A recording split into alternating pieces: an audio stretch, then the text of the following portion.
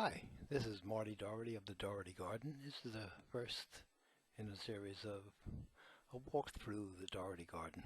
Here we have I was working on doing a little maintenance in the garden. I worked on this bush. I have to get the name, but it has this pretty little yellow flowers and these prominent seed pods, as you'll see in the next frame. There's many of them. I cut a lot of this off because I was working on the bottom with another plant to seed later on. Here is the Cuban royal palm tree that's in the Dougherty garden from almost 20 years now, waiting for the seeds. This is the area that I was working on with purple ground clover called the wandering Jew, one variation of it. And I cleaned all the weeds out. I will do some edging on this later on, but I found out it's a wandering Jew ground cover and pretty. I just started cutting. This is a tall Jamaica, relatively close to the area where I was working. This is the lower part of the canopy, and we got several tall Jamaican coconuts ready to fall from the tree shortly. This is the saw palmetto palm tree. There's two variations, this green and this bluish green.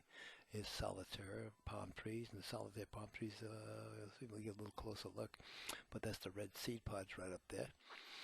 And they fall right to the ground, and I try to put some pots underneath them to capture some of them, but the seeds will readily germinate just below the palm tree, which is great for me because this way I don't have to dig them out. Here is a huge tree that was cut out next to the tall coconut. I still have the base, but I have to do some maintenance on that. And this is a yucca tree, or what I call the Spanish vein. I don't know, another one's called it the sword of Christ because it's very pointy. And this one is the sword palm tree, right to the left of where all the area where I was working. Thank you for stopping by at the Green Dougherty. We no idea what that is. And we'll enjoy your visit. Something popped up here. Any questions? Anything? Just a little. We're going to do a little more posting once I get this up into YouTube.